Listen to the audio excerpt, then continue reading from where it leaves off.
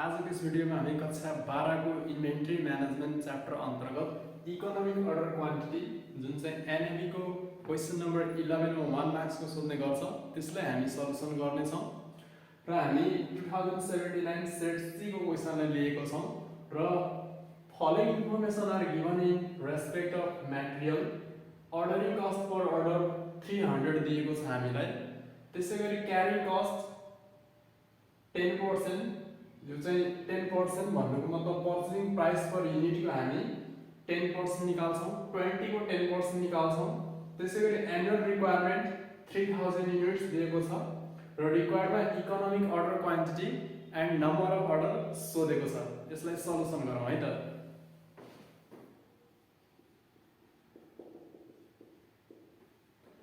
हामी पहिला required सारौं annual requirement जसलाई A ले डिनोट गर्छौं उसलाई वर्षभरिमा कति सामान चाहिने रहेछ त 30000 युनिट्स चाहिने रहेछ त्यसैगरी अर्डरिङ कस्ट दिएको छ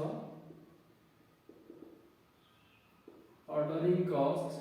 O ले डिनोट गर्छौं अर्डरिङ कस्ट दिएको छ रुपीस 300 carrying cost जसलाई C ले डिनोट गर्छौं क्यारिङ कस्ट 10% निकाल्न भनेको छ 10% अफ 20 अर्थात हामीले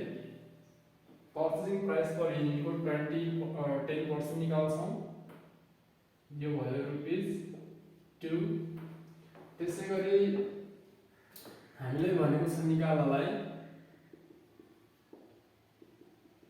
EOQ economic order quantity EOQ को फर्मुला रहेको छ 2√2AO डिवाइड बाइ C अब भ्यालु पुट गरौँ 2 इन्टु A को ठाउँमा 30000 O को ठाउँमा 300 र C को ठाउँमा 2 रहेको छ 2 लाई काट्न पनि सकिन्छ यसलाई हामीले क्याल्कुलेटरमा हेर्यौं भने कति आन्सर आउँछ त यसको 3000 युनिट्स यो हाम्रो इकोनोमिक अर्डर क्वान्टिटी भयो त्यसैगरी बी नम्बरमा भनेको छ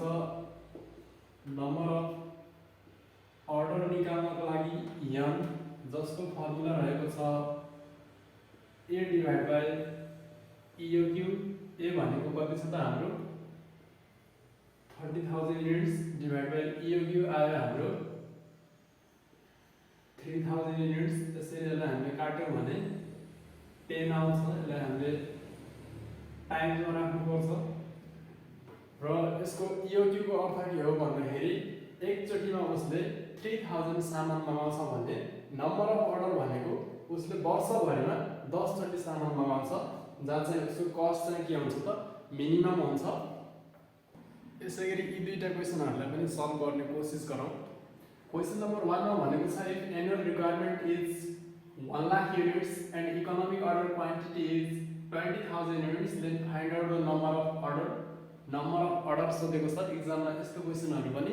सोध्न सक्छ भने 2 नम्बरमा भनेको छ if economic order quantity is 300 units ordering cost and carrying cost are rupees 10 and rupees 2 respectively then what will be the annual requirement यस्तो खालको क्वेशन पनि के गर्न सक्छ त एक्जाममा 1 मार्क्स मा हामीलाई सोध्न सक्छ यसलाई सल्युसन गरौँ सल्युसन गिवन मा दिएको छ हामीलाई एनुअल रिक्वायरमेन्ट जसलाई हामीले A ले डिनोट गर्छौं कति रहेछ त 1 लाख युनिट्स रहेछ त्यसैगरी हामीलाई इकोनोमिक अर्डर क्वान्टिटी दिएको छ इकोनोमिक अर्डर क्वान्टिटी EOQ कति दियो त हामीलाई 20000 युनिट्स र हामीलाई निकाल्न भन्छ number of order n equal to what we know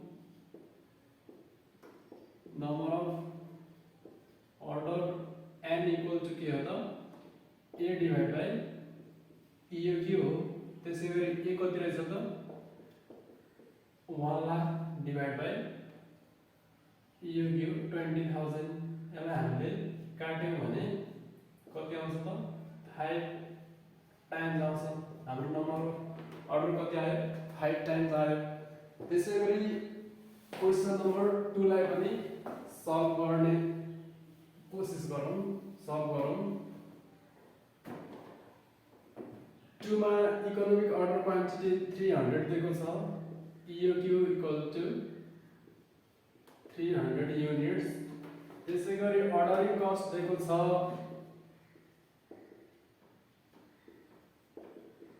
ओ दिएको छ हामीलाई 10 रुपैयाँ त्यसै गरी हामीलाई क्यारिङ कस्ट दिएको छ सी दिएको छ हामीलाई ₹2 र हामीलाई एनुअल रिक्वायरमेन्ट के भनेको छ त निकाल्न भनेको छ अब यो क्वेशनमा हामी एनुअल रिक्वायरमेन्ट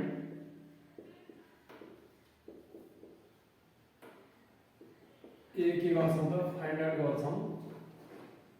वी नो हामीलाई के थाहा छ त EOQ equal to root 2AO divided by C अब हामीले भ्यालु पुट गरौँ इकोनोमिक अर्डर क्वान्टिटी हामीलाई कति दियो त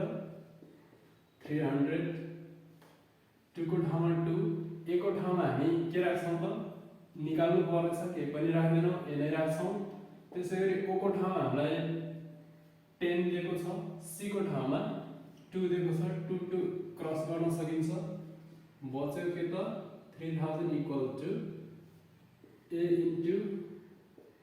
10 अब हामीले के गर्न सकिन्छ त रुटलाई हटाउनको लागि स्क्वायर थप्न सकिन्छ और 300 को स्क्वायर गर्दा के हुन्छ त रुट हट्छ 10 इन्टु 10 भयो और यो भनेको के भयो त 90000 इक्वल टु a अब 10 यता आउँदाखेरि डिभाइड हुन्छ त्यसैले एउटालाई काट्यौं भने हाम्रो a कति आउँछ त 9000 युनिट्स हाम्रो एनुअल रिक्वायरमेन्ट कति आयो त 9000 युनिट्स यसरी हामीले यी क्वेशनहरु 1 मार्क्समा आउने क्वेशनहरुलाई सल्युसन गर्न सकिन्छ